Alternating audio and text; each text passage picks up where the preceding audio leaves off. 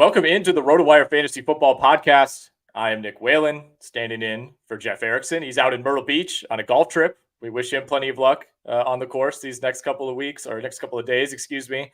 My guest today, Ben Wilson from VSiN. You know him from play-by-play work at ESPN, on Fox. Maybe you've seen him on his G League coverage, even some tennis.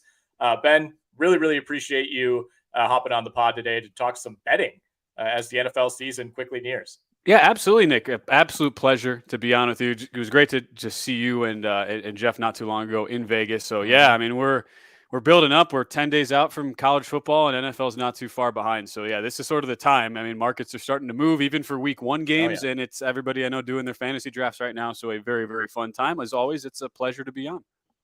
Yeah, unfortunately, we're going to miss you out in Vegas next week. Jeff and I will be out there doing some work with Circa. You'll be hearing from them, one of the presenting sponsors, of course, of the RotoWire Fantasy Football Podcast. Eventually, Ben, we will get around to golfing together. I got a couple rounds on the books out at Paiute next week. Have you played out there? Let's go. I love that place. Yes. Expect to deal with a lot of wind, though. Oh yeah, they use that course for the Corn Ferry Tour, or one of the courses. So yeah, really tough track. I will have a golf tournament of my own. I'm playing it next week back in Wisconsin. Ooh. So I'm very sad though that is conflicting with you being out there. But yes, it is a mission of mine. We will get it in at some point. Mm-hmm. So I mentioned you do a lot of play-by-play work. You were a host over at VSiN. Jeff and I have hopped on your show a number of times. How did you get into VSiN? How did you get connected to the sports betting side of things? Yeah, so it's goes back to really 2016. I grew up with a lot of family relatives in Vegas and would go there probably once or twice a year. I mean, I was infamously, at least in my own mind, kicked out of the Hilton back when it was the Hilton, now the Westgate, the Hilton Casino, because I was 6 years old and I was trying to watch my dad play blackjack, and that was not allowed. So I have a deep history with going out there. I've always been fascinated by the lines and everything. But obviously, for people, I'm about 30, and it's like for us, you're growing up, it wasn't like sports betting was really a career path because it's always kind of been in the shadows. And to be honest, I kind of liked it like that. It was nice to have that thing that you sort of knew it. You had some few friends who knew about it, but it wasn't really out in the forefront. So play-by-play has always been my passion. That's how I got into the business, but would always make at least 1 or 2 Vegas trips a year, starting when I graduated college, went to Mizzou, and graduated in 2015, started coming out for March Madness the first weekend every single year with my dad. That was a tradition that we basically continued up until I moved here in 2019. So, VSiN was founded in 2017, and it was really the first of its kind as far as like a 24/7 sports betting network. And it was one of those things where I had some play-by-play opportunities out here, actually with the Mountain West at first. I had moved out here to take the UNLV women's basketball TV play-by-play job. That was what got me out here. But obviously that's just, one very small role. So I was looking for more. And VSiN was, they've always been super ambitious in the programming they've tried to do. So I actually started as a producer basically and did a little bit of everything. And within a couple months, they had me on hosting live betting shows, and it's kind of hard to believe. It's been, almost 4 years. It'll be 4 years in November that I've been here in Vegas and with VSiN. So that's sort of how I got into it. And what I think helped me was just that I've been a bettor, since I've been 21, and would pick games in college. I would do like a season-long contest with my dad, and we'd go off the super contest line. So it's something I've always been tuned into, and at least having the broadcast background, it made for kind of a nice transition. And here we are, 2023, right, ready to go. I keep every year. I'm like, all right, this is going to be the year. You hit like 60%. I had one. I went 13-1-1 in 2015 week 1, and I've been chasing that high ever since then. Basically, against 13-2-1 against the spread week 1 of 2015, and I've been chasing the high ever since. I know you know the feeling, Nick. Boy, do I. Yeah, and you'll hear more. We'll have a read later in the show about the Circa Millions contest, Circa Survivor contest. Those continue to grow in popularity and in prize money, by the way, every single year. So if you're interested at all in getting set up there, make sure you go and do that over at the Circa Sportsbook. You mentioned we're rapidly approaching week 1 of the NFL season, and VSiN's expanding, and the sports betting industry in general has just exploded over the last couple of years. And with that, the NFL offerings that we see at sportsbooks, especially if you go over to, the DraftKings Sportsbook, for example, essentially the day after the Super Bowl, you have a fully populated betting market, and it just continues to expand and expand and expand as we get closer to week 1. So, how do you keep up with such an expansive market. Are you already, browsing week 1 lines the day the schedule comes out? Is that a market that you're interested in, or do you generally try to wait until we know a little bit more about each team? Yeah, I definitely take a more traditional approach. I think it's great for the market that we have such a huge menu, and there is a case to be made that some of the more random, so to speak, markets, or some of the less high profile markets, are the ones that are softer and are more Mm-hmm. exploitable as a bettor. Having said all that, I mean, the vast majority, like, of us, I think there's sometimes a misconception that, like, just because you host a show at VSiN, like, you're a professional bettor and you're betting, $1,000 on a unit size. That's not really the case. And so I think people can sometimes get tricked into, oh, well, this is a market that people aren't betting, so I can hear one person break it down, and I might, they might sound sharp, so I'm just going to go Mm-hmm. tail them, and it's a huge soft edge I'm getting. I definitely take kind of the more of a traditional approach. I don't go super exotic into how I look at things, and from a timing perspective, I mean, I think anybody who has ever bet for a long amount of time has a story of betting NFL futures, around this time or earlier, or any sort of market in the NFL, and getting burned by mass injury, by any other factor that ends up playing out. Free agency can always play a big part in that too. And so I tend to wait, and I try to, my whole process is just gathering as much information as possible. And so I know, like, kind of the key buzzword now is just value and plus EV and closing line value, being ahead of the market. But the NFL is so, like, razor sharp in how it is the most heavily bet specific sport that we have in the whole sports betting landscape. And so the reality is, well, yes, you could be ahead of the market and you could time yourself really well and maybe get a win advantage on a season long win total, which is obviously a huge deal, or on a single game, you could be ahead of the market by 2.5, 3 points, which is a big deal. I always say, though, use your own convictions and wait until you feel like you have enough of the data, enough of the information ready to go to actually place a bet. So I'm not somebody who really bets openers. If we're talking just like a week to week NFL perspective, in a lot of times you'll see, moves will come in right away, and those you have to consider. Like, if you're new to this, they're coming in at lower limits. So it might be a head fake from a group. It might be a syndicate trying to set up a favorable number on the other side of a key number. So, like, moving a game from 2.5 to 3.5, only to then come back later in the week with a bigger position once the limits are increased. Mm-hmm. So I think my biggest advice too is, for people, is from the week to week aspect, is don't get too carried away or beholden to just what the market is doing and say, oh my God, just because, say, like, if we're using week 1 for this year as an example, like, Packers open 3.5 point dog against the Bears. Oh, they've been bet down to 2.5. That means I got it. I got to jump in on the Packers before it's too late. Just, that doesn't always make sense. It's not always the case on how these games play out. So just kind of stick to your guns and use your own convictions. And what I'll do too is, I try to stay disciplined to the point where, look, if there's a game I like and early in the week there's a point and a half move, and to in the direction I like, and I still like that team, it's like the game, but I want to see more information.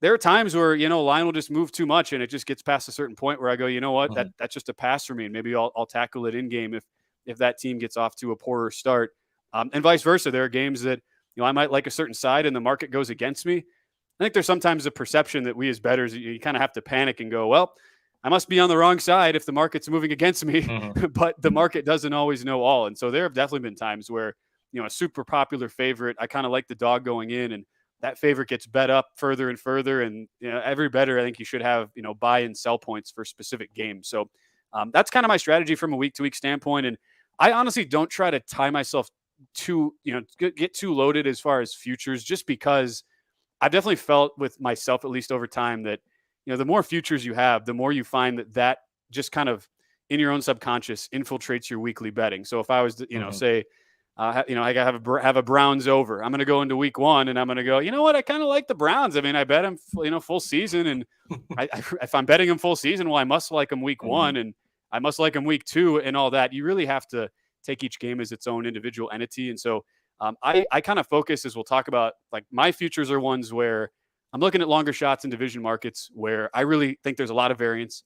And I believe there are a bunch of different outs you could potentially have, where you might see all 4 teams in a division be priced at some point in season 3-1 or longer, which happens all the time. It's not, super high end occurrence, but you see it happen, once a year or once every other year. So that's kind of my general philosophy in a nutshell. And I just think, once you kind of figure out your niche and how you want to tackle the betting, just stick to it. Don't get swayed by what people are talking about on betting shows all week. Just kind of use that information as just part of the process. And I always say, don't let one person picking one game kind of be the influence, or the market be the influence. Just kind of use it all as part of the equation. Where do you stand on the increasingly popular NFL parlay market? Especially in betting media. That's a way where you're looking at a line, you're like, man, I like this team, but -110, that's no fun. It's like everybody wants to generate as much value as possible, and most people that you talk to, most articles that you read will say, do not bet parlays. This is a losing game in the long term. Where do you stand on that? Yeah, it's funny because I definitely agree with the sentiment as far as, it's a sucker bet. It's not something I really recommend. I will say though, like NFL specifically, and it's not something I do a ton. I'm just kind of pulling up my own, my betting data just from the last few years. I am someone who I will do a lot of, because I'm a big teaser player, and I'll do a lot of 2-leg parlays. So I really never go more than 2, but there are a lot of cases where, let's say, you want to tease teams. Like, I really like a favorite just to win the game, but let's say the teaser number, it gets a little bit out of hand. So you're talking, 9.5 point favorites where, in a 6-point teaser, I'm only getting them down to, 3 or 3.5. I don't really like playing teasers if I can't bring them down to, at the very least, below key numbers. I got below the key number of 3, and I tend to tease more underdogs anyway in the NFL, where I just am a believer that in the NFL, the margins are so small that if there's a dog I like, say it's a short dog, 2.5, I'm teasing them through 3 and 7. Those are my kind of bread and butter teaser spots. So, but I don't think it's a bad thing to, if you really like a couple teams and they're significantly favored, and you have conviction on them, to throw them in a 2-leg parlay where you're still getting, maybe you're laying a small price, or it's around even money. I'm just kind of looking at a number of my bets. I mean, I have a lot of plus 105 to 110 sort of parlays, and there are ways to do that where the ones I always do, obviously it's usually 2 favorites, and I'm just kind of looking here through my my own process. Like, last couple of years, those have gone 14 and 7. So obviously, and it's not like those are big plus money, but I believe, and even going back the previous year, so 21 and 10. So that's a solid way to just build some bankroll. It might not be sexy. You're not gonna be on Twitter, or you're not gonna be on some media company's Twitter hitting your $92,000 preseason 12-leg parlay like the one guy did last week. But if you want to actually make money and consistently build up a bankroll, I actually think that's a really profitable way to do it in the NFL, where you're just trying to pick winners. You're taking sometimes the bigger point spreads out of the equation, and you're not trying to reinvent the wheel. And I think a lot of times we can get overwhelmed as bettors, because you talked about all the menu options we have and how deep you can go down on the board.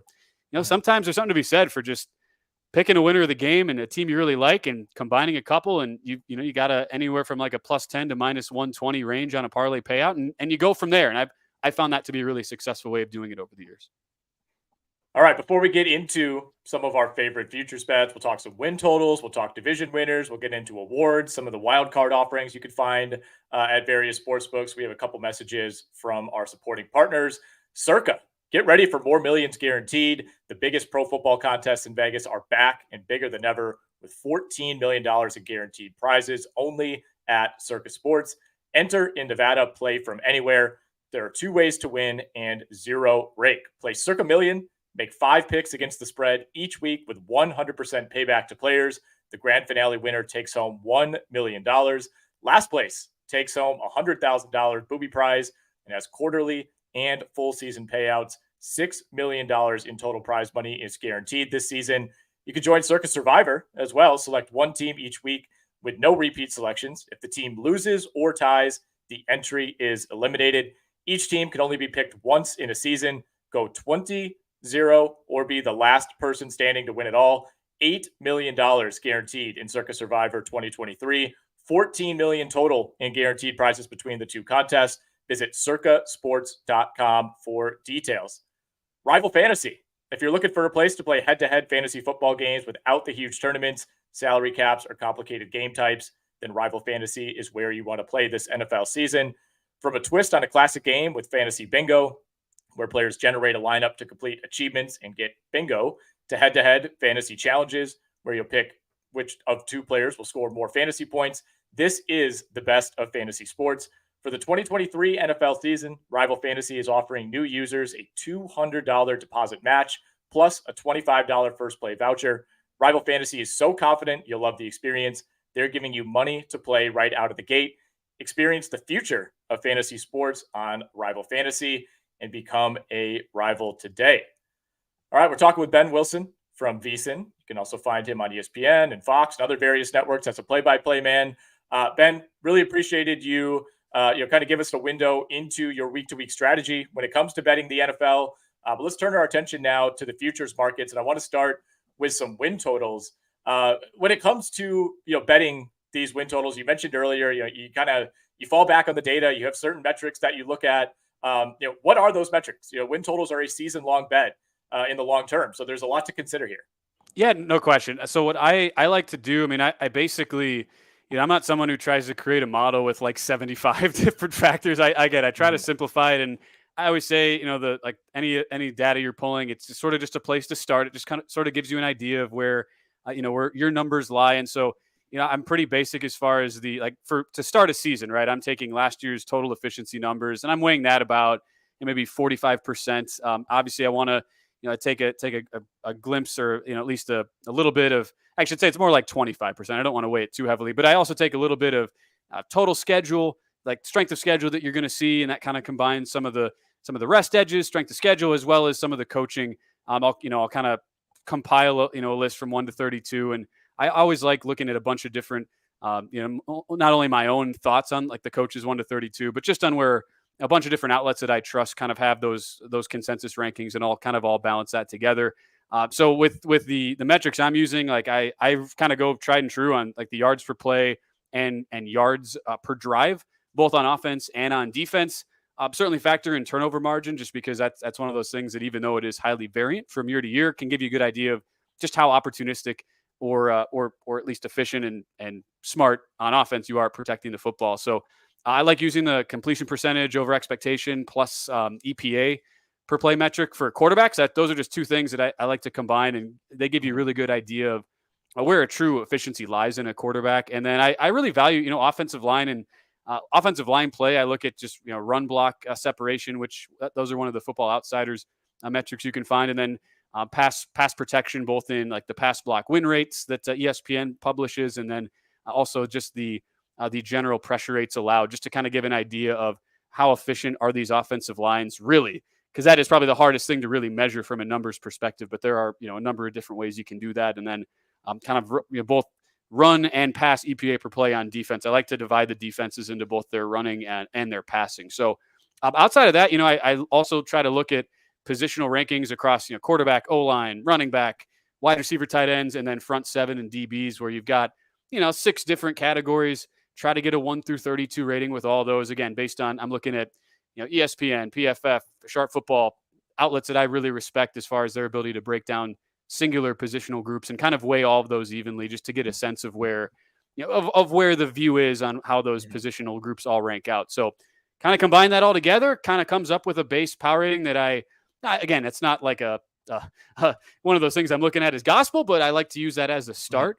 And from there, I'm sort of looking at, all right, how, my order in the standings, how do they differ from where the actual futures odds are? And is there something I can look at as far as a win total goes? And is there a way to look, either over or under? And I mean, a lot of times these alts, where you're picking one win more than the win total or one win less and getting plus money, I think is a good way to go, just because so often, if you look historically at the data, I mean, you have a ton of teams that either are going to go way over expectation or way under expectation. And so that is, I try to just pick a couple of those and look at teams that I'm either really high on or really low on. And like an example in the AFC would be the Raiders that I'm low on.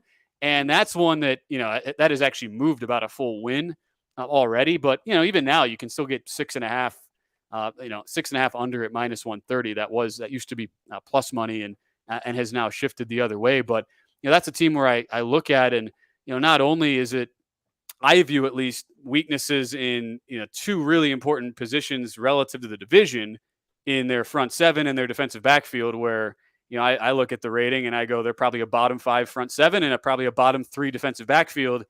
And you think about what they have to face all season in the division with, Kansas City, who we know is the best air raid offense in the league. The Chargers, who have a Justin Herbert-led offense at quarterback and a revamped wide receiver room. And then Denver, who we expect, even despite a horrible season last year from Russell Wilson, to be much better with a top 10 offensive line and really good weapons as well at the skill position. So I see things being really tough sledding for the Raiders in 2023. I only power rate the Houston Texans actually worse than the Raiders coming in. I think a lot of people would have, the Colts worse, would maybe Arizona. even throw. Yeah. Well, I'm saying in the AFC specifically. Oh, sure. But don't worry, Arizona is still the worst I have. Yeah, wow, you must be really high on the Cardinals. Okay. Yeah, no, the Cardinals do bring up the rear, but I think a lot of people would probably put the Raiders, put them over Indy and might even put them over, New England based on what you think about the Patriots. So that's kind of an example of how I put it all together. And I hope that's not like too confusing. I try not to overwhelm myself with too many numbers, but it's kind of simple. Just, the 7 or 8 or 9 stats you really rely on and value, and then kind of arranging teams by positional groups to sort of see which strengths align with weaknesses as far as teams that are going to be playing each other within the division, which obviously makes up the bulk of the schedule. All right, so since you mentioned the Raiders right away, they were on my list of unders that I like. We covered that one. I'm with you. Everything you said checks out. Schedule-wise, it's a brutal schedule. I think they're 30th in terms of strength of schedule, meaning they have the third hardest schedule, according to Sharp Football. And, early on, like they have some winnable games. Like, I don't know what the Broncos are going to look like. They're on the road for Denver in week 1. I could see that going either way. They get a Steelers team that still has a second-year quarterback in Kenny Pickett. They get the Packers early on. So they have some opportunities to build some momentum. But as the year goes on, that schedule really picks up. I mean, they're basically their final 8 games of the year are Jets, Dolphins, Chiefs, Vikings, Chargers, Chiefs, Colts, and then the Broncos again. So I like the under on 6.5. I think this is a team that if they get off to a slow start, if they're 1-5, I feel like we could be witnessing like a complete implosion, right? Like Josh Jacobs is already not happy. I have no idea how long Jimmy G is going to hold up. They have no option behind him. Jared Stidham is gone. And Devontae Adams, this is not what he signed up for. Like, I don't think Devontae Adams is thrilled with where this team is at going into the season. This is not at all where he thought he would be, year 2 in Vegas. It's not great. Well, and the 2 names you just mentioned, I mean, Josh Jacobs and Devontae Adams, that's really those 2 players are kind of the saving grace for this team. Like, I would still rank their running backs as a whole as being top 10 in the league, and that's basically all because of Jacobs. I mean, no running back had a bigger share of his team's carries than Jacobs in 2022. And yet they basically ran him into the ground. Remember, they ran him in the Hall of Fame game like 15 times. And we're going, what the hell are the Raiders doing last year? And it still somehow worked out. But when you have such a lack of depth behind those guys, and Adams is a big reason why I think most people would say that's a top 10 wide receiver tight end room as well. But when you go past that first wave and you already have a quarterback with major injury concerns in a new system in Jimmy Garoppolo, there's just no margin for error. And so I think, the schedule, it's one of those things, like you talk strength of schedule and you mentioned how the Raiders, top 3 toughest.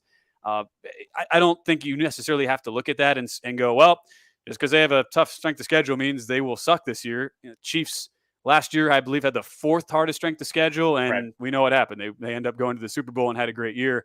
It's all about the infrastructure, though. If you have a tough schedule, that means physically your team is much likelier just to take a beating. You're going to need to rely on more bodies throughout the season. And so the deeper you are, the more beneficial that is for you if you're trying to manage a deep schedule. It also helps if you have like a generational quarterback at a Patrick Mahomes, as an aside. But like, I don't see the Raiders having either right now. And I've never been a fan of Josh McDaniels as a head coach. I still believe that he's been a complete fraud since he entered the league from a pure head coaching perspective. And he is sort of in that ilk of really, really good coordinators, just doesn't have the chops to be a full-time head coach. And so, if there was a more reliable coaching infrastructure there, I could think, well, maybe they can manage the lack of depth, but I don't see it with McDaniels. And this could be one of those, as you talked about, Nick, that goes off the rails pretty quick. All right, I want to ask you about 2 AFC South teams. And I feel like the perceived weakness of the AFC South and probably real life weakness is a big part of the reason that both Houston and the Indianapolis Colts, their default win number. And as you alluded to, like on the DraftKings Sportsbook, you can kind of pick your own number and the odds will adjust accordingly, but it defaults to 6.5 for both of these teams. Am I wrong to like the under on both? No, you're not wrong. I mean, the thing too, like there's some pieces for Indianapolis. I mentioned how I actually, rate them slightly higher than the Raiders coming into the year. And the things that intrigue me about Indy would be a return to elite offensive line play, which, a lot of the stories you read out of Indianapolis was that was Frank Reich based, was just the lack of coaching and development on the offensive line. Now that he's no longer there and you have this new wave head coach in Shane Steichen, I think there's legitimate reason to believe that the O-line should be much, much better. And it's not like Quentin Nelson. I mean, he had 4 sacks allowed the previous 4 seasons combined, then gives up 5 in 2022 just independently. Like, there's no reason to think Quentin Nelson can't get back to being a guy we all unanimously view as the best guard in football. And they have Jonathan Taylor, who is arguably a top 5 running back in the league as well. So those are 2 really nice things going for Indy. But you then factor in Jonathan Taylor is not happy, and we don't know when he's even going to suit up, and has had all these trade requests, PUP lists on the inactive list swirling, along with the fact that Anthony Richardson has been given the keys to the car. And as much as that's kind of how the NFL works in 2023, and you just let a guy go even if he's clearly not ready, which I think reading any quotes or watching any film, we would all agree, Nick, that Richardson is not ready to be an NFL quarterback yet. Had Indy been more conservative and let Gardner Minshew, have the reins early on, I could have felt like they were more of a frisky team early in the season. But there's going to be real growing pains with Richardson under center. And if Taylor isn't 100% to start the year or isn't happy to begin with, and you don't see that offensive line return to its previous level, I mean, this could be a really long year for Indianapolis. And it's why I wouldn't blame you at all for going under 6.5 and kind of feel, Houston just doesn't have the personnel yet, even though I like the general direction they're going in. But I look at their numbers across the board, and I kind of feel similarly like for CJ Stroud, even if he's more ready to be a quarterback, personnel wise, it's a bottom 10 offensive line, doesn't have much outside of Damian Pierce in the running back room. Wide receiver room, I'd say, is the worst in the league. So that's a really tough spot to come into as a rookie. Yeah, I completely agree what you said about Indy. And, I think with Houston, part of it too, I've heard the argument, well, that Arizona has their first round pick. They're not interested in tanking. They don't need another another top 5 pick this year because they don't own it. I don't think that's going to be up to them. Like, I just don't see this team having enough infrastructure really on either side of the ball. And you have some key pieces in place, right? Like Will Anderson, Derek Stingley, on paper, at least you have your quarterback of the future in CJ Stroud. But like you said, I mean, Robert Woods is your number 2 receiver. Noah Brown is your number 3 receiver. And Damian Pierce was a nice story last year. But I think if he was drafted higher, if he was with a different franchise, I just think we would kind of perceive him as just another guy. But because, he had a few breakthrough games on this Texans team that had nothing else going on, I feel like he was elevated maybe a little bit beyond where he actually is as a player. So I really like the under on both of those. I mean, they combined for, I think, 7 wins a year ago. I don't know that either team took that big of a step forward. Like, I don't know that year 1 CJ Stroud is going to be notably better than Davis Mills was last year. And, again, you could go back to the AFC South being down, but it was also down last year. Like, I think the AFC South might be better overall this year because I think Jacksonville's better than last year. I think Tennessee, to me, is probably about the same. We'll talk about them in a little bit. And you look at the out division schedule, they get the NFC South. That's another clouded division, but I think Atlanta is better than last year. I think New Orleans is going to be better with Derek Carr than last season. And, Carolina, still a top half of the league defense. You got an exciting young quarterback in Bryce Young. So for me, like, I don't look at, the Texans facing Carolina or facing Tennessee and saying like, oh, wow, that could be a win. Like, to me, it's still going to be an uphill battle to win any of those games. Yeah, no, I agree with that. And it's one of those things too. We haven't talked about it as much. I feel like in the general build up to this year, as maybe in other seasons past, because these first year coaches are not, coming in and taking over teams who we view to be contenders. But the thing that I always feel, Nick, gets kind of lost in the shuffle is that there's a huge learning curve. As high as I am in general on what DeMeco Ryans will bring long term, same deal with Shane Steichen in Indianapolis. It takes a while. You see it all the time with first year head coaches, even ones that turn out to be really good. And I don't know how much that really gets priced into the market, and especially like this division, AFC South, we're talking about, where Mike Vrabel year in, year out gets way more out of his team than what it looks like on paper. And you kind of learn to stop doubting Mike Vrabel coach teams because it might look like a mess when you look at the actual roster and the numbers, but they find ways to win games. And we're not all that far off from somehow winning the division, despite throwing out Josh Dobbs at quarterback in week 18 off the street. Jacksonville has a Super Bowl winning head coach in Doug Peterson. So, right away, not only do you have a personnel disadvantage, but those new coaches coming in, you have a huge learning curve to grasp right away. And so I think sometimes we look at those new coaches, we think about how bad the situation was for both Indy and Houston at the tail end of last year. And you go, well, certainly that's got to give them a huge boost. But, within the actual confines of the individual season itself, and there's going to be the growing pains, just like there will be, growing pains sort of tied to their quarterbacks in Richardson and Stroud. can I sell you on the over 7.5 wins for Tennessee? And my line of thinking there is they probably go at least 3-1 against Houston and Indy. Maybe they find a way to split with Jacksonville. Historically, Tennessee has had the Jags number. Obviously, that kind of reversed at the end of last season, but the Jags were in the midst of a somewhat of a fluky run, I thought, down the end of the stretch, and you end up facing Josh Dobbs in what's a super meaningful game. So the thing with Tennessee is I like a lot of their number ones at each position.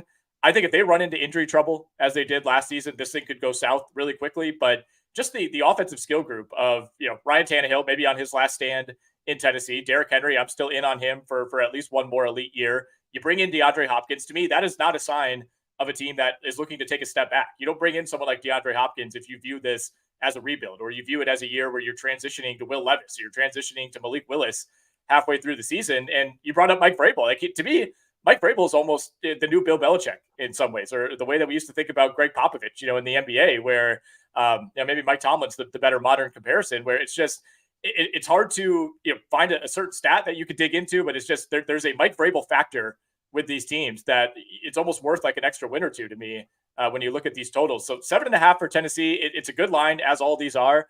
I could see them getting to 8 or 9. I really could. Yeah, and it's why they've kind of been a perennial stay away for me, just because there's really no basis in the numbers. Yet you're totally right. Like, you watch them and you're left so impressed by Mike Vrabel. I remember thinking, right before they ended up having the 6-game losing streak, and Todd Downing gets the DUI and ultimately gets fired. I mean, Vrabel was like 100-1 to win Coach of the Year, and I'm going, they're 7-3 with this collection of guys. Like, how are they doing this right now? And yeah, I mean, I don't hate the bet at all. Like, I wouldn't bet it. I feel like that's a pretty accurate number, but you think about the schedule too, that because they're in the AFC South, they also, they don't play the first place schedule like Jacksonville does. Jacksonville actually has the toughest schedule technically in the league, but Tennessee has a lot of really nice rest edges. They're top 5 in that mark. So they definitely got some favors from the schedule makers in the NFL. And at the same time, I just don't like betting on bad offensive lines in general. Even if you're in a really favorable spot with coaching and scheduling in a division, there's a case we made. Tennessee might end up with the worst offensive line in football this year if the development doesn't come. And obviously they invest heavily. We'll have rookies in the mix, you would think, pretty much right away. But I really value trench play so much more heavily than anything else. Even though we talk about quarterbacks being the end all be all in the NFL. In the NFL, with how physical of a league it is, like, you got to be really reliable up front, and that's where I'm still really hesitant on Tennessee, because I just don't see that for them yet. Granted, the rest of the division, I think Jacksonville's biggest question mark is at O-line. Houston obviously is rebuilding, and that includes O-line, where they're probably a bottom 10 unit as well. So it's not like that's something that will just completely deteriorate Tennessee's season, but it's still a concern for sure as we head in. Yeah, and maybe this is just me trying to hedge my mental health as a Jags fan, where I want to have an overbet on Tennessee, just in case things go haywire. I want to be able to profit off that. Let's talk about some of the division winner odds, and we could tie this into some win totals as we hit on some teams. I know you like Baltimore in the AFC North. Yeah, and it's not great that as we're recording this, Marlon Humphrey just announces he is undergoing foot surgery, out for a month. So, I mean, that's a big blow for an all-pro nickel corner who, when he is in, makes that a different defense, and it sounds like might miss week 1 and week 2 for Baltimore. But as much as I think a lot of bettors and for a lot of really smart opinions, kind of being pessimistic and not wanting to buy in on the Todd Monken sort of overhaul offensively.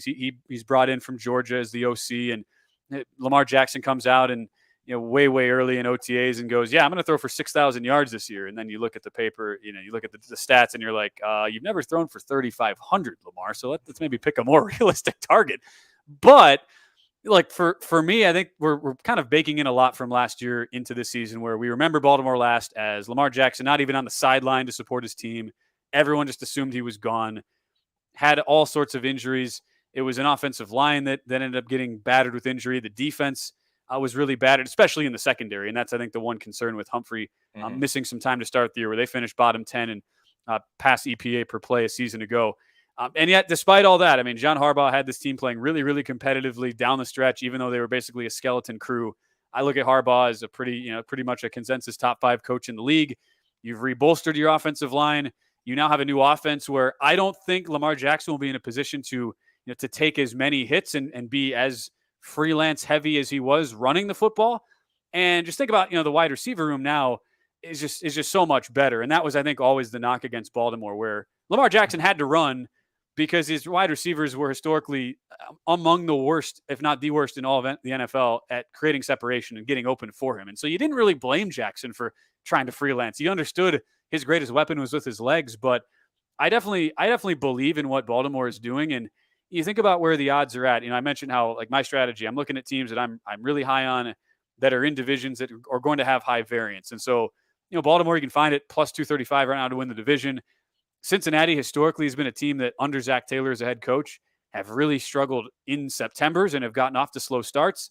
You couple that in with, we're not even sure that Joe Burrow will be ready for week 1 coming back from his calf strain. And I could see that Cincinnati number dipping, and it could be one of those things where, whether it's Cincinnati, whether it's Cleveland, who is another intriguing team, even Pittsburgh, who I think will be a really tough out. I look at the AFC North as being the toughest division, just, team 1 to team 4 in football, with the least amount of separation and the highest ceiling for all those teams. And I have Baltimore number 1 on that list, as much as that is, believing in Lamar Jackson staying healthy and believing that the change to Todd Monken's system will be beneficial. I think all the pieces are there. And, Jackson is not like he's that far removed from being an MVP and putting up insane numbers. I think he kind of needed a kind of a fresh set of eyes and a new perspective on how to run the offense. And, once Humphrey's back healthy, I still look at that defense is being really solid. I mean, I have them as, it's a top 10 secondary, and front 7. They had some weaknesses at times last year, but still managed to finish 8th in rush EPA per play. So that's definitely a team I'm higher on than most. And kind of like them is that over 2-1 long shot out of the North. I have questions about the adjustment to Todd Monken as well. I err on the optimistic side. It feels like everybody I talk to, you either have to be on one extreme or the other. You think it's going to be a disaster, or you think it's going to be a huge breakthrough for this offense. But I think something you brought up, the most important thing is, can this new offense just do a little bit as far as keeping Lamar Jackson on the field? I mean, that's really the only thing that's doomed the Ravens, at least in the regular season, since Lamar Jackson has been the quarterback. I mean, they are 45-16 in games Lamar Jackson starts. And especially these last 2 years, you look at how they've tailed off at the end. The common thread is Lamar Jackson not being available. And they still found their way into 10 wins last season. I like the over on 9.5 for Baltimore. Really brutal division, though. And you mentioned that as well. I think top to bottom, it is the toughest division in football, not even just the AFC. I've kind of been toying with the Browns. You could get them at 4-1 to win the division at some books. I know it's plus 380 over at DraftKings. The thing is, to me, obviously it hinges on Deshaun Watson, right? And if you don't believe that Deshaun Watson can get back to being in the borderline top 5 quarterbacks in the NFL discussion, then I don't think it's happening. But the rest of the roster is ready, right? I think you have the most reliable running back in the NFL in Nick Chubb, the running back that you're most comfortable taking in a fantasy draft. You're never worried about injuries. You're never worried about workload, timeshare, things like that.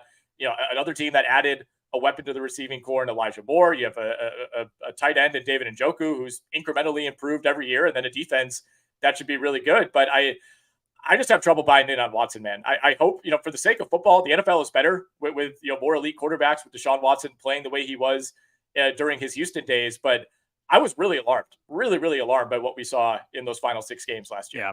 Yeah, I kind of feel like the truth is probably somewhere in the middle. Like, I definitely don't think Watson is washed, but I also don't expect him to just, because it's been an off season and he's got the full months to prepare in Kevin Stefanski's offense, that all of a sudden he's just going to be winging the ball all over the field and it's going to be all rosy. I mean, I think that thing that helps Cleveland the most, and it's why you talk about Nick Chubb, and I know we're going to get into some awards, like Chubb is the offensive player of the year in that market. Where he's gotten a ton of interest, especially recently as we've gotten into the training camp. But he was at 21-1 at one point. I see him like 17-1 behind that offensive line, which there were times where they underperformed last year, dealt with injuries, but that's still an elite group. And in this division, it kind of reminds me of the old, like when we were kids, like the NFC Central, the black and blue division, and it was like it was all about the trenches, and you had to be so good up front, and like you're facing Pittsburgh's defensive line. Thinking about what Cincinnati can bring in their defensive line, even though Baltimore's had taken a step back front 7 wise, we still think of them traditionally as a group that gets the most out of their personnel in the run game. So, I look at that division as being one where if you've got the offensive line, you've got the horses to block, and it's kind of why I like Baltimore. In addition to Cleveland, like Baltimore and Cleveland are kind of like 1A, 1B, and you can kind of you can have a debate on which O-line you think is better, but they're both elite groups, and you have a legit force in Chubb who.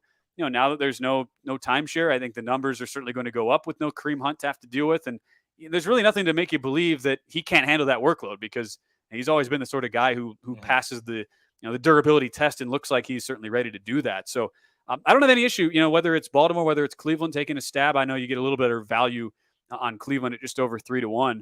But the reality is, I don't think any of these four teams are all that far off. And even Pittsburgh, who I know people want to say, all right, this will be the year Mike Tomlin does not get his team over 500, at least at 500 with that 20-year run. I tip Pittsburgh will be a really tough out week in, week out in that division.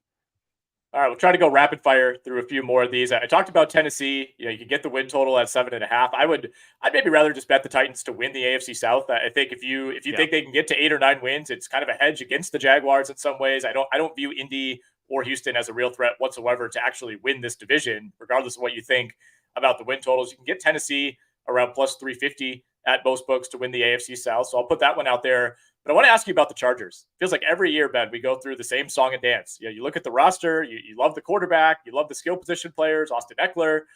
Maybe the uniforms are part of it for me. I think they have the best unis in the NFL. Plus 340 to win the AFC West at the DraftKings Sportsbook. They are, of course, behind the Kansas City Chiefs, who are the heaviest division favorite. They are minus 165. Talk about the Chargers, I guess. What are your thoughts? I view last year as kind of a floor season. So another team bringing in an offensive coordinator felt like a change was absolutely needed. Probably should have made that change prior to last season. And when you dig in on a lot of the numbers with Justin Herbert, like the raw numbers weren't great. Some pretty big time regression in terms of depth of target, in terms of touchdowns. I think we're going to look back 3, 5, 10 years from now, and 2022 will be the absolute baseline season for Justin Herbert. No, I agree. And you talk about like what we'll think about in 5-10 years. I mean, I think, Joe Lombardi will be viewed in offensive coordinator circles, kind of like Ed Donatel in Minnesota, and in our earlier generation, Ed Donatel in Green Bay. Yes. And then lastly with Minnesota is viewed as like just a dinosaur who has no place in the current state of NFL football, because with Kellen Moore coming in, I definitely am a believer that also with an offensive line that took a step forward and finally had a lot of had much better health, and I certainly view that staying the same in 2023. I definitely am a believer in the protection for Herbert. Really like adding in some of the weapons that they did, and you bring in Quentin Johnson from TCU. It's kind of followed a trend recently where rookies can have a major impact right away. I don't want to buy in on LA though as a team, because I still feel like Brandon Staley has been super erratic decision making as a head coach. It seems like he just can't really pick a lane. And he gets influenced almost like he gets influenced by the media every week. And one week he's super aggressive. The next week he's taking his foot off the gas. So I don't want to buy into that. I still have questions about their ability to generate a consistent pass rush in that front seven, and also just defending the run, where they were third worst in the NFL last season on an EPA per play basis. So I don't want to buy in as a team, but this is where the expanded menu. You think about DraftKings and other books really helps, because I know you're more fantasy show, and I could not be more in love with Justin Herbert just from an individual perspective this year, from a fantasy totals number. And I see his pass yardage total is 44.50.5. That's been bet up a little bit, but not that much. Only been bet up a few yards. And I'm like, Herbert threw for almost 4,800 yards last season, playing for a dinosaur of an offensive coordinator who wouldn't let him throw the ball more than 7 yards downfield. And he played through torn rib cartilage. They made him play through that injury. And he still had almost 4,800 yards. And you really going to set that line at 44.50.5? That's probably my favorite individual player stat bet I would make from the futures market, even though I tend to look at unders on those, because there's so many ways that things can go wrong and a player will go under. Herbert's really the one that I would bet over if I'm looking to bet in some of those markets. And it's a way where you can really be a believer and have conviction in Herbert and the offense's growth without necessarily having to tie that stake to the actual team success of the Chargers in a really tough division.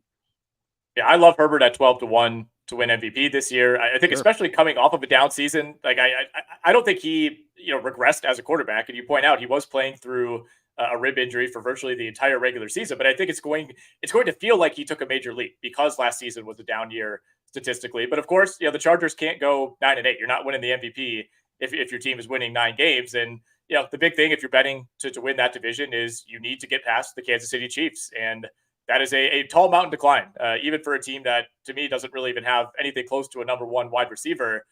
Let's talk about the NFC North here. Vikings plus 275 to win this division. That's kind of the team that I've been leaning toward. I'm finding myself a little bit off Detroit relative to the market. I feel like the way we talk about Detroit, it's like they won 12 games last year and made it to the NFC title game. Like, this team didn't even make the playoffs. Their defense was a complete disaster. They were giving up 30 plus points, it felt like, every single week. I don't know that they took the necessary steps to address that. And obviously Minnesota was, I think by a lot of metrics, the luckiest team in NFL history last year. 11-0 in one-score games. That's not going to happen again. But I think even if you bake in some regression for Minnesota, like, this is still a decent roster. You still have the best receiver in football. You still have a really high-end veteran quarterback. You know, we can joke about Kirk Cousins as a playoff ceiling, a primetime player. But if you're just talking regular season, he's been really, really rock solid throughout his career. So I have some interest in Minnesota at plus 275. I know you've been dabbling a little bit with Green Bay at 4-1. Yeah, and I don't blame anybody for looking at basically anybody except Detroit in that division. It kind of follows the similar method we were just talking about, where division with high variance, I could see you getting an opportunity to get 3-1 or better on any, or longer, I should say, on any of these teams throughout the course of the season. Obviously, right now, both the Packers and the Bears, if you're looking at odds, are 4-1. But yeah, with Minnesota, when you have the best quarterback and the best wide receiver room in the division, that has to mean something.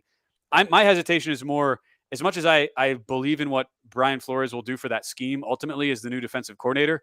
I mean, that is a really, really big shift in overall defensive philosophy. And it's still a personnel grouping that is really, really bad in the secondary with a lot of young pieces. And so you're talking about a guy going cover zero and just blitzing his heart out with a whole lot of unproven guys having to play man-to-man coverage in the back end. They're going to be growing pains, I just believe, for Minnesota. And they're going to be a lot of overs, a lot of 35, 31 sort of shootouts with that team this year. And so with how many one-score games they won a season ago, I have to think that there is some of that regression there. I do get what you're saying, though. It's, I think it's kind of like how we're talking about Detroit from a media narrative perspective, like they won 12 games. Seems like we talk about Minnesota like they won 5 games last year. I mean, it's kind of ridiculous, just the swings you get to. But with Green Bay, the two big uncertainties, quarterback and the wide receiver room, are the two things where, if you are willing to make a leap of faith and believe in what we've seen, even in the limited sample size, you can make a legitimate case that even if I plug in Jordan Love as, say, the 27th or 28th best quarterback out of the 32 to start the season, which is probably a fair way to start him, considering his lack of experience, it's obvious to me watching the film that the game has slowed down for Love pretty clearly over his 3 years that he's been in the system. Still a little bit erratic at times with inaccuracy, and I see him, Nick, like he gets a little bit too excited sometimes when he lets the play develop, has a wide open man, and then just misses him, throws a fastball, high and outside. But the rest of that roster, like that infrastructure, is still so good. And there's a misconception that just because Aaron Rodgers left Green Bay, that the Packers have nothing to work with.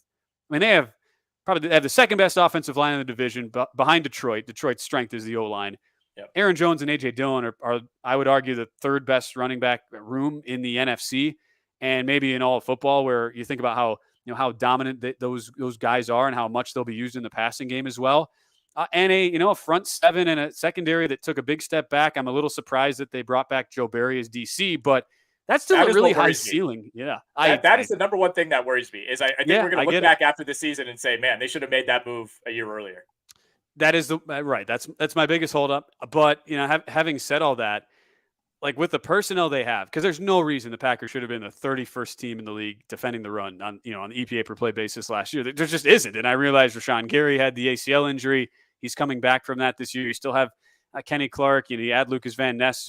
You spend a high pick on him to be an immediate impact rusher on the edge. So the personnel is much better than the 31st ranked rush defense a season ago. And we saw the pass defense get better as the season wore on, as Jair Alexander kind of rounded into form, and they finished in a pretty good area as far as pass defense. So I realize there's some leaps of faith you have to take, but that is sort of par for the course, right? When you're picking a 4-1 long shot to win the division. Joe Barry's my biggest concern, and I would be remiss if I didn't mention that it seems like the whole betting community is in love with the Packers, which always concerns me a little bit, Nick. As pessimistically, that would worry me. But in all seriousness, this is a division with 4 bad defenses in my mind coming into the year. That means we're going to see high variance. You're going to see a lot of high scoring games. I think a lot of one-score games as a result. And I'm happy to take a Green Bay team that I still believe has the rest of their roster personnel there to win the division more than 25% of the time. I think it's 4 bad defenses, but Green Bay has the best personnel. If they can Yep. figure out the scheme, if Joe Barry on his last leg here can get this team to play to its potential, I think there's no question that Green Bay has the best players on the defensive side of the ball. I just have a really hard time buying into that scheme. All right, let's finish out with the NFC South here. To you, is this a 2-team race if you're looking to bet the division, or do you have any interest in Carolina or Tampa Bay?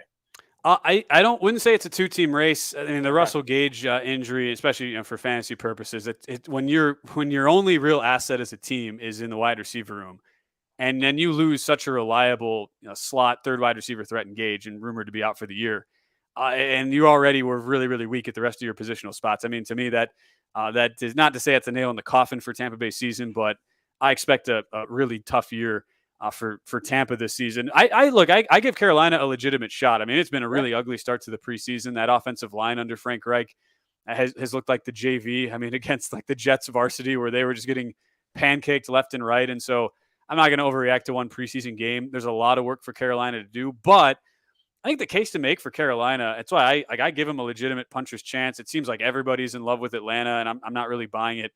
But Carolina, I do feel like I'd rate the second best team in the South coming in, and it's because the strength of their team is really in rush defense. I mean, it's a really good front seven. We saw that toward the end of last year with Steve Wilkes when he was the interim coach, and there were a lot of reasons why you could have given Wilkes the permanent job, and part of that was the work he did on defense. And so in this division where the Falcons are going to be run heavy, the Saints will have this West Coast offense with heavy run reliance, especially once Alvin Kamara is back in the fold off his suspension. You want a defense that is primed to stop opposing division rivals' strengths, and I really believe Carolina has the tools to do that. Offensively, it'll be a work in progress, as like with any rookie quarterback in Bryce Young, but the O-line was probably the biggest overachiever in 2022, along with Seattle, relative to preseason expectations. So that's an offensive line that made big leaps. It's all about, can Frank Reich and his staff develop them?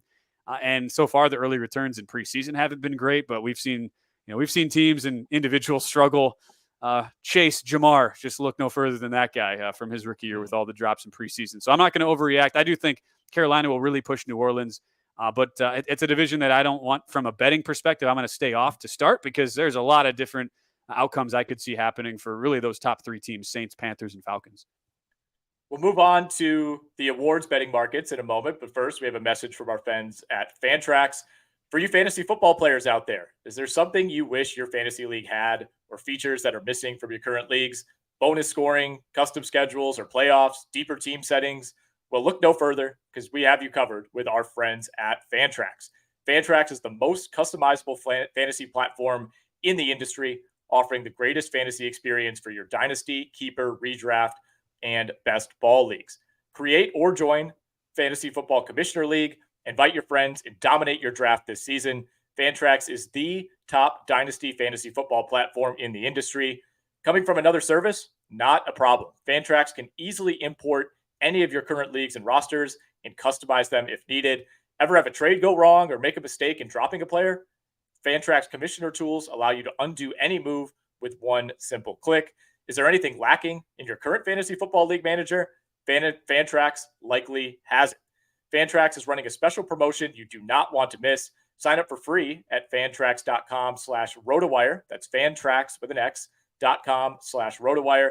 Do that today to enter for your chance to win tickets to any regular season NFL game for you and your entire league, plus $6,000 in spending money. That's right, tickets for your entire league.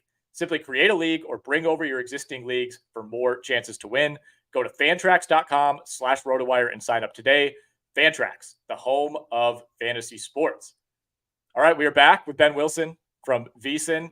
Ben, let's move over into the awards market. This is always a fun one to bet, always a fun one to peruse in the preseason. Always fun to see how these numbers change as the season goes along.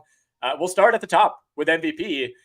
At this point, it's a quarterback award, right? I don't think there's a lot of sense, especially with as many elite quarterbacks as we have, in betting a non-quarterback. It's like there were some years there where it felt like maybe Derrick Henry had a shot, Cooper Kupp, Justin Jefferson. There's just too many elite quarterbacks. You would need too many guys to either have a down season out of nowhere or too many guys to get hurt. Do you view it that way? Like, have you ever in the last few years considered betting a non-QB for MVP? No, I mean, if anything, like last year was a great example of teams that had young quarterbacks that we kind of felt like were on the rise and were surrounded by good personnel, you had the opportunity. I mean, Jalen Hurts was in the 40-1 range early on in the process last year, where you could have drawn a path toward teams that were going to be viewed as being really good teams, and those starting quarterbacks who had the opportunity to put up numbers were more longer shots. And now Jalen Hurts, who is probably the guy of these top guys at the the short shots of the board, I would look at. I see him 11-1 right now. That's sort of how I've looked at it in the past, where unless there's somebody deeper who is on a good team, who's got maybe a weak schedule, has opportunities to put up huge numbers. Outside of that, it's not really a situation where I'm going to be all that enticed, to be totally honest. So, Hurts is the one that among the short shots that does stand out, where like I rate Philadelphia as my number one team heading into this year. And you think about how amazing that offensive line is, best in football. You have so many weapons at the wide receiver, tight end range, and Hurts is kind of, even though they don't have a ton of depth running back wise, I mean, Hurts basically takes the quarterback and running back one mantle kind of all on his own with how much running he's able to do. So given where Philadelphia is at, given that you want to be as a quarterback who will put up numbers on a good team, and you combine that with the weakness in general of the NFC and where Philadelphia is in a really good spot, I believe, to be that number one team in their division as we start the year. That is the one guy I still think, double digits. Like you compare him to Herbert. I know you like Herbert at 12-1, but like think about all that has to go right for the Chargers to get Herbert in a position to win that award. And the numbers are going to be there, like I think regardless. But Hurts, it feels like such more of a given that even if the numbers aren't like popping off the page, the team's success is still, I would say, much more likely. And yet you're almost at the same price point, 11-1 versus 12-1. So that's kind of how I look at it. And it's obviously a multi-tiered handicap when we get into awards, but that's just the way I see it. That is a good point to bring up, though. I mean, it's not a requirement, but it is strongly advised that you win probably at least 11 or 12 games at a minimum. I mean, we kind of saw last year where Jalen Hurts, it felt like, had a grip on the award. He misses a couple games late in the season, and that's enough to push things in Patrick Mahomes' direction. And a big part of that was, the Chiefs were very clearly the best team in their division, the best team in the AFC. So oftentimes when you have 3, 4, 5 really qualified candidates, as I think we're going to have pretty much every year going forward, right? It's like Mahomes, Burrow, Allen, Hurts, Herbert, Lamar Jackson. I think Trevor Lawrence is close to entering that tier. Like none of those guys are going anywhere. As long as one of them doesn't get hurt, that's going to be kind of the same mix every single year. And you're going to be splitting hairs trying to make a case for one of those guys. And oftentimes, if one team, if the numbers between Herbert and Mahomes are similar, but Herbert's team wins 9 games and Mahomes' team wins 13 games, a lot of voters are going to default just to that very basic stat.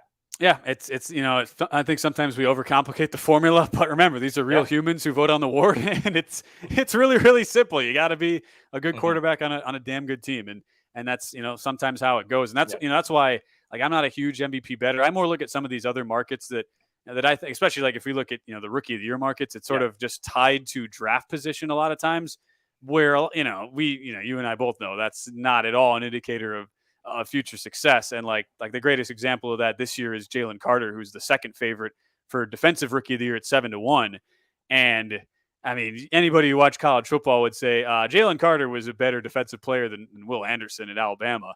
Anderson is the favorite because he was drafted higher, but had Carter not basically been in a car crash that killed 2 people tragically, he might be the number 1 overall pick, and he's almost certainly the first defensive player off the board. So like I just believe that line is mispriced, and that he is in a position to have tremendous success with Philadelphia with the depth that they have on a really good team as well. So that's where I look at. I think the softer markets are definitely in the the rookie of the year ones, just because you don't have much to go off of. You don't have any actual NFL numbers. It's all just projections and draft selection, which has never been a really accurate barometer of success.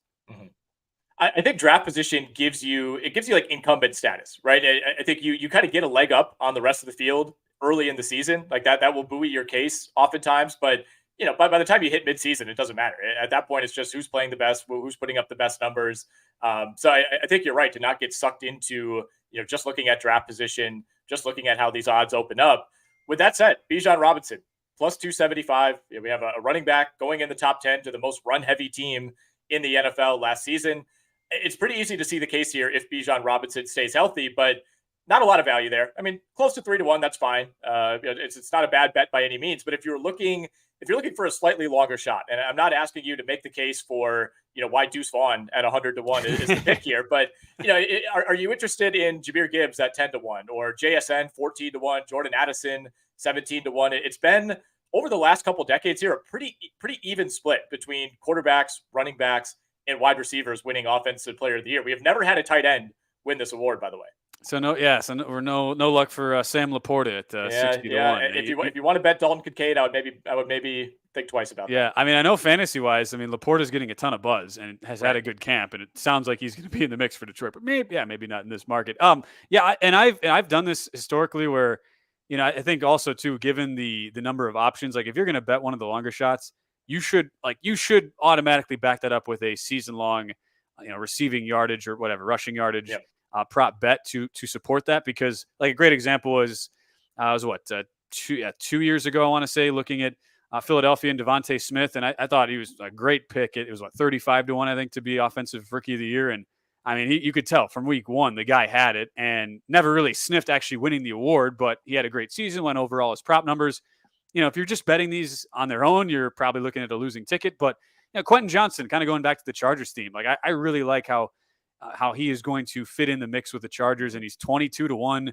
The guy has the game. We watched it at TCU to compete at a really high level, and it's not like Keenan Allen has been a bastion of durability in his time in the NFL. So there could be opportunities for Johnston to get even more looks, and I certainly like the early reports I'm hearing on the rapport between Johnston and Herbert, and just the pace and tempo of that offense, where he's going to put up numbers. And I like, if you're looking to take a long shot, that's the first guy I would kind of gravitate towards, is a Johnston.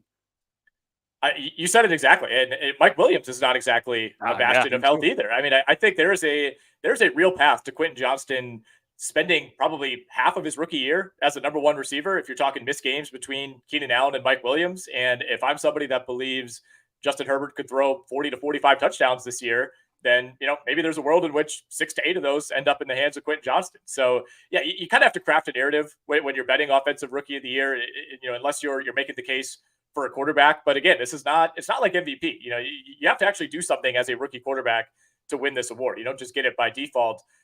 Any interest in Rashee Rice at 35 to 1, if you're looking for a little bit more value there?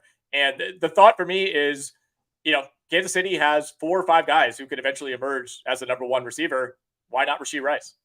Sure. I mean, I don't hate the thought. I just, and especially too, like, think about depth, and we keep waiting every single year. It's like, all right, when our defense is just going to figure out, like, put like 3 guys on Travis Kelce. Just don't let him beat you over the middle. And yet they never do. And maybe this will be the year where that happens. It's certainly tempting. I also think there's something to be said for, the scheme of Andy Reid. Like, you generally don't see, and this goes back to Clyde Edwards-Helaire just being a massive bust and as a first round pick, and everyone remember how high we all were on him in fantasy, myself included, year one. Scheme wise, like it takes a lot to really excel in Andy Reid's scheme, and I think it shows just the brilliance of Patrick Mahomes that he's mastered it to a degree where like everybody is on the same page right away. And I think sometimes that gets lost a little bit when we're doing these breakdowns, where when you think about something that, like, the Johnston piece for the Chargers, it's more out of necessity. Like, they're going to need him to be a weapon because of the lack of durability and because of the fact that is going to be a pass happy offense who tries to be really explosive downfield. Kansas City, as much as they are a pass first offense, they can do a little bit of everything, and they can use Kelce in so many different ways. Mahomes is mobile, and they're able to beat you in just a variety of ways. And so I'm not totally convinced that Rice is just going to come in and pick up that scheme and he look like a 6-year vet, at least early on. So I'm intrigued just with his long-term prospects. There's a lot to like about his style. And whenever you have Patrick Mahomes as your quarterback, you certainly, assume that'll give you a bump long-term, but I would not quite be getting there as far as like, season-long numbers or awards or anything like that. Well, the case against Rashee Rice is Sky Moore 2022, I think. So, yeah, there's a greater chance than not that he's not going to be in the mix here. But 35 to 1, maybe worth a look. All right, let's go Coach of the Year. This is one of my favorite markets to bet, whether we're talking NFL or NBA, because, again, you have to craft a narrative here. You have to kind of envision how the season goes. Why is this coach convincing writers to vote for him?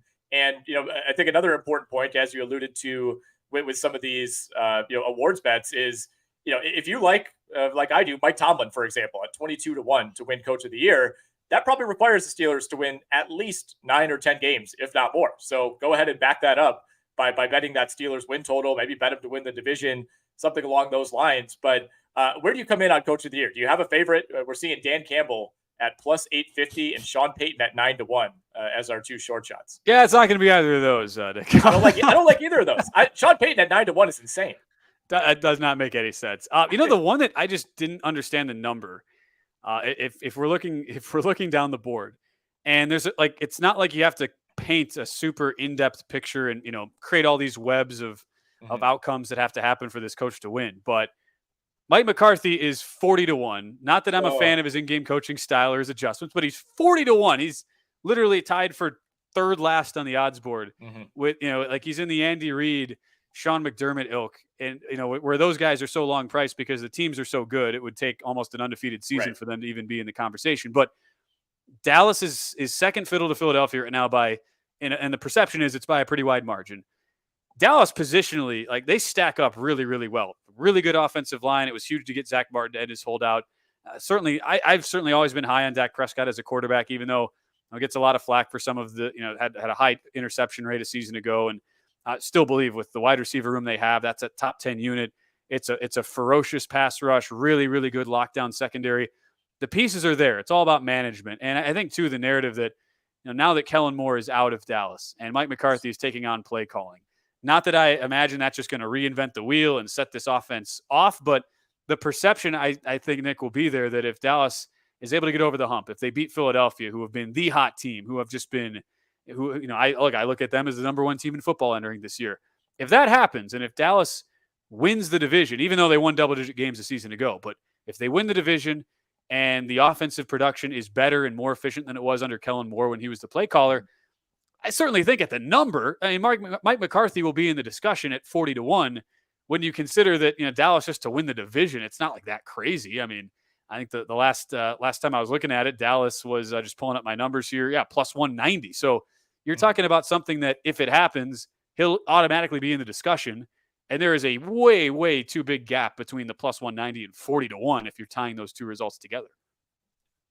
I think you're spot on. And the narrative is built in. He's taking over play calling. And if they win 12 games and win the division, then the narrative is, oh, it worked. None of us, we made fun of Mike McCarthy all offseason. We thought it was going to be a disaster. And he led this team to an NFC East crown. 40-1 is insane. You're right about that. I think he should be closer to the probably 25-1 range. So I like it where your head's at with that one. I mentioned Mike Tomlin. Neither Tomlin nor McCarthy have ever won this award. And part of the reason I like Tomlin is I feel like that could become part of the narrative of every year this guy exceeds expectations. Every single year he finds a way to get to at least 500 and typically over 500. And this year, if they win 10 or 11 games, you're doing it with essentially a rookie quarterback, a guy who started a handful of games at the end of last season. That's it with Kenny Pickett, a young team overall. And I think, that narrative of, wow, Mike Tomlin probably should have at least one or two of these awards over the course of his career. It almost becomes kind of a lifetime achievement narrative for Mike Tomlin. Right. So I think at 22-1 for a team that I like a lot of the pieces with the Steelers. And granted, you're asking a lot of Kenny Pickett, I think, to kind of be the final piece that makes this team, go from a 6 or 7 win outfit to a 9 or 10 win outfit. But you can kind of see that upswell of support for Mike Tomlin starting to form. So he's one of the guys I'm keeping an eye on at 22-1. Don't mind it at all. I don't feel great about this, but Brandon Staley at 25-1. I keep coming back to the Chargers. I want to be very clear. I'm going to look directly into the camera. I don't think Brandon Staley is a good coach, but I'm really high on the Chargers, and I think if things break right, he could kind of fall backwards into a Coach of the Year award. Nick Whalen, noted Charger fan here on the show. Even if he's got the framed the Byron Leftwich signed jersey in his home office. I was hoping you'd have a signed Bryce Pop jersey. That would really make me happy. Wisconsin native, I believe, right? Yes, Packer Jaguar, great. Oh, yeah. Bryce Pop in his time. Oh, yeah. And look, a lot of these, it's sort of like, not that it's automatic that any of these things will happen since it's a voter-based award, but, if you're kind of just comparing numbers and it's something that is in the award market, trying to find a better number for something that you believe has a similarly tied outcome is totally fine. If Justin Herbert's going to be in the conversation to win MVP, that probably means Brandon Staley's in the conversation to win Coach of the Year, and you're getting, better than than double the price on that. So I totally get it. If you're high on a certain team and you want to back them, go for it. All right, last one I'll try to sell you on. Pete Carroll, 25-1. Another longtime head coach who has never won this award. So I think you could make some of that same argument that I just laid out with Mike Tomlin. And I think the case for Seattle is very similar to the case for Mike McCarthy in Dallas, right? You have a kingpin team in that division. I think San Francisco's minus 160 to win the NFC West. Everyone expects San Francisco to win it, but significant questions at quarterback. You got a lot of injury-prone, high-end players. And I think Seattle, obviously, they had their breakout last year. Maybe it felt like Pete Carroll should have had more of a say in the Coach of the Year discussion in 2022. But I think for a team that, to me, it's very clearly the number 2 team in its own division. So it's not like this would be some sort of crazy breakthrough season if Seattle wins the NFC West. But to me, San Francisco is viewed as such a heavy favorite that, much like Dallas, finding a way to win that division over Philly, I think that would go a long way toward giving Pete Carroll credit. Yeah, no, from the narrative perspective and and the line to draw, I get it. I think unlike Dallas, I have really big question marks about the O-line for Seattle, and they got so much out of 2 rookie tackles last year. Where do you go from here? And it was, even though they basically played Abraham Lucas right side, Charles Cross on the left side, they played basically every snap.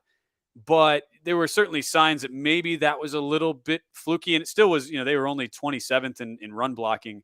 The metrics I use, and I still rate them as probably a bottom 5 offensive line coming in. And the other concern is on the front 7, where we watched them against San Francisco, 3 different times, just get mauled. Front 7 versus front 7. It did not go well. And so I still have some hesitations on that for Seattle. I still like them as a wild card team. I mean, I have them as like the 4th rated team, of my NFC teams coming in large part because of the weakness of that conference. But I still view the gap between them and San Francisco much, much greater than like what we were talking about with Dallas and Philadelphia. Okay. I don't mind it whatsoever. Is the Geno Smith we saw last year, 7th among all starters in completion percentage over expectation and EPA? Probably not. But is he as bad as he had been, and when he had no help in New York with the Jets? I think the truth is probably somewhere in the middle. I'd probably have him, right about the mid-tier quarterback range. He's probably league average, which is totally fine. And he has great weapons on wide receiver too. Now that they bring in Jackson Smith-Njigba, who adds to a really, really good top pairing of wide receivers. So it's not like I expect Seattle to fall off. I still expect them to be in the mix for the playoffs. I'm just not as high as some others are, that they're just going to smash through this division, break through the glass ceiling, and take over that spot from San Francisco. All right, we'll close out with a couple Super Bowl bets that we like in a moment. But do you have any other, whether it's prop bets, futures bets, anything that we have not hit on that you want to get off your chest on the RotoWire Fantasy Football Podcast? I think we've gotten there. I didn't want to bring this up when we did Titans, but I'm kind of concerned about Derrick Henry. I'm going to be honest with you. I'm a little concerned. I'm pretty heavily leveraged to Derrick Henry in fantasy. That's why I didn't want to. That's why I didn't want to bring him up. I want to hear your case. At a certain point, and we started to see this a little bit toward the back end of last year, especially when you don't have a really good offensive line. And I mean, it's not like Tennessee's is even average. I mean, it's a below average offensive line at best. When you get towards 30, 31, like it is going to start to creak. You're going to start to hear the groans and creaking a little bit from production. And I felt like we started to see that a little bit from Henry, even though they started to use him more out of the backfield as a back, and we're still able to find different ways to get him involved and have to use him heavily this season. But to me, the DeAndre Hopkins signing was a clear sign that with getting rid of their offensive coordinator in Todd Downing, whose strategy was, let's just pound the rock to Henry 30 times a game, 3 yards in a cloud of dust. They know they need to be more inventive, and they need to be more diverse on offense. And I think they understand that Henry is starting to get up there in age. And as much as I still feel like, he is King Henry, but that the crown is starting to become a little bit, a little bit jangled a little bit. There's some dents in it, Nick. He's taken a lot of hits over the years. I don't want to just blindly assume that he's like a safe bet to be, some 1,500 yard rusher like a lot of us just kind of assume this season. So it's more injury concern than new offense concern? It's right. It's more, I would say, combination of O-line plus injury plus just general wear and tear. And like if they, it's one of those things where like if they are to, go back to the well, keep using him as heavily as they have been and having over reliance on him, I definitely think we'll start to see some of those fall off points happen a little bit later in the year. You also have the opposite side of it where maybe he doesn't get as much usage and the numbers like for fantasy aren't as great, but he's still able to stay fresh and healthy, and they're getting more out of what had been in the past, just a terrible wide receiver room. So to me, there's a couple of different paths where it might not be as super beneficial for Henry. Having said all that, like I don't want to just short the guy. Like I don't want to bet against someone who's been such a reliable running back. Yep. I just have concerns on Tennessee as a whole. And it was like I told you earlier, I just don't like betting on teams with bad O-lines. And there's only so much you can do, even if you're a generational running back like a Henry. But, the wear and tear, I mean, it adds up. You can't deny that. Yeah, no question about that. And we should mention, by the way, Traylon Burks carted off the field at practice on Wednesday. Not We have great. no firm update as far as what his status will be going forward, but looked like some sort of leg injury for Traylon Burks. Don't want to speculate too much on that, but as you mentioned, already a Titans wide receiver room that we're concerned about, and I think they're going to make a concerted effort to be more diverse, to not run Derrick Henry 30 times every single game. And I feel like by week 3, that's going to be out the window because I don't trust his passing game at all. Like, especially if Traylon Burks is missing significant time here, which seems like a real possibility. You're putting a lot on DeAndre Hopkins. And can DeAndre Hopkins stay healthy? I mean, he's a guy who is also, in his age 30 range season. So he hasn't been at that level either. So no, there's a lot of outcomes for Tennessee. And I think there's, it's one of those things. Would it stun me if Henry has another really good elite year in him still? No, but I also think the warning signs are there, and we should at least be cognizant of those as fantasy players and as bettors as we head into the year. I respectfully disagree. One more elite year. I don't mind that at all. That's what we're here for. All right. I've been keeping you way too long, man. We got to get into Super Bowl odds here, and then I'll let you go. Chiefs 6-1. You got the Eagles just behind at plus 650. Bills 9-1. Niners 10-1. Cincinnati 11-1. That kind of feels to me like your group of 5. Those are the teams that you could pretty clearly envision winning the Super Bowl. It'd be hard to talk anybody out of why any of those teams can't do it. Is there one in that group, whether it's a value play or just a team that you like out of that group of 5 the most?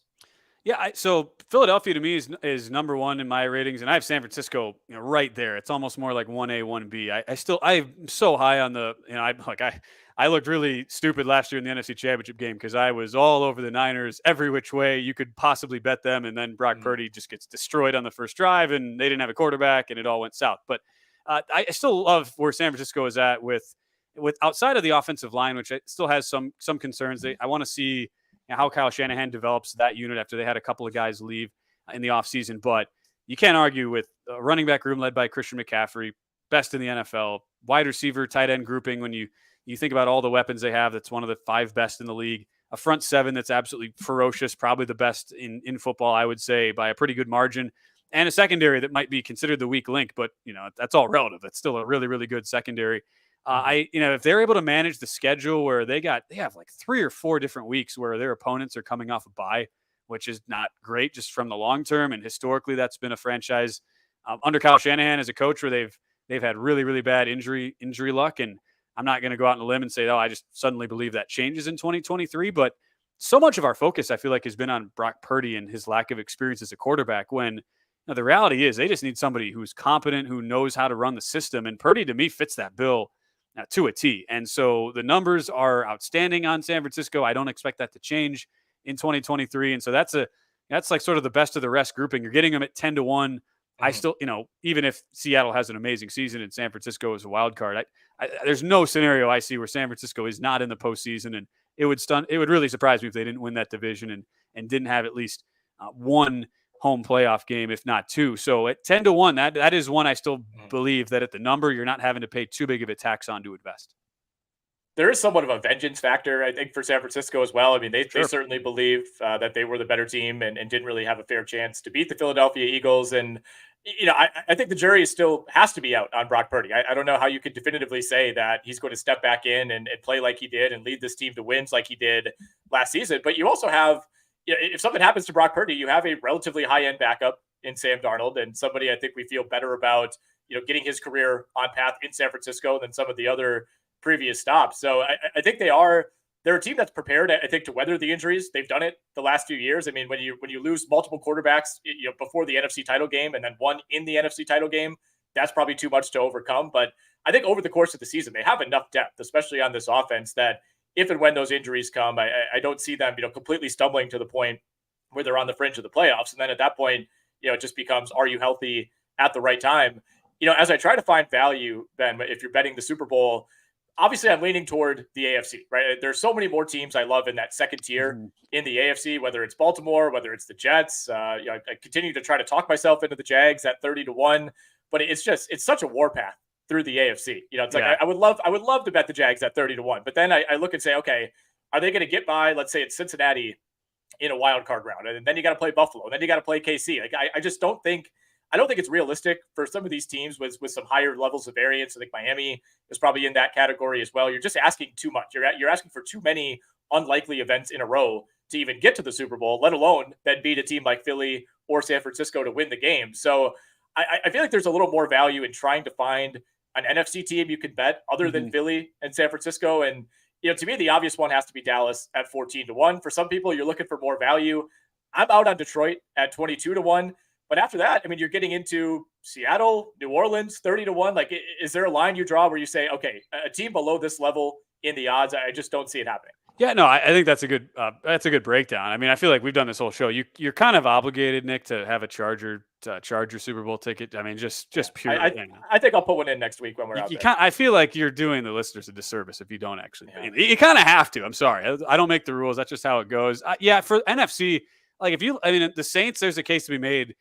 Given that Pete Carmichael's system, the way he runs his offense, should be a pretty good fit for Derek Carr, and there's a little bit more familiarity than people might just think because of the types of offenses Carr has been in before going into New Orleans. And once they get the running back room situated, once Alvin Kamara comes back from his suspension, and if that offensive line is able to develop more so than it has the last couple of years, there's a case to be made that New Orleans are in a really soft division. You're at 30-1. Well, now you're in the postseason. You're hosting a game as a division winner, and you've got a pretty good amount of wiggle room to play with there. And so that's probably where I draw the line. I think if you have conviction in any of those NFC North teams too, like again, if you're thinking they're, if you talk about the Vikings at 35-1, again, I think there's different ways to bet this, but just from the pure number, if you're someone who likes to have longer shot positions that you can then potentially make a profit off of, whether that's by a straight hedge or by adding additional futures as we go, I think that's certainly a good way to approach it. I wouldn't probably go any further than that. As far as, like we talk about the Vikings or Browns as teams that we could be a little bit higher on in the 35-1 range. And I always say, like, if you're going to be betting those teams, you need to attack your portfolio futures wise as almost a separate entity. And you need to be adding throughout the season. You don't want to necessarily get to the playoffs and you just got, like, let's say, you have Minnesota and you've got like a single 35-1 ticket and, they're a 13.5 point dog to San Francisco in the wild card. It's not really easy to hedge off of that necessarily. Right. So a lot of different ways to do it, but I don't hate your strategy whatsoever. I think it's a good way to go about it, especially in the NFC. Ben, this was fantastic, man. Really appreciate you giving us some of your time on this afternoon. You can find Ben Wilson at VSiN. You can find him on ESPN, Fox, the G League, all over the place. Do you have anything else coming up this fall that you want to plug, or anything coming up? Just say, NBA G League. We have the big G League fall showcase against the Perth Wildcats from the Australian NBL, and they just announced today. Actually, those games that will be airing on NBA TV. So I'm excited for those this year. We get to actually September 6th, which is kind of wild. That's coming up pretty soon. So that'll be a little appetizer for it'll be the night before opening night in the NFL. So stay tuned for that. Excited for those. All right, man. Well, congrats on that. That sounds amazing. We're looking forward to kind of continuing to follow your career. I'm sure I'll see you plenty on VSiN this fall. Unfortunately, we'll not catch you out in Vegas next week, but best of luck on the golf course, man. Thanks, man. We will make it happen sooner rather than later. I know that.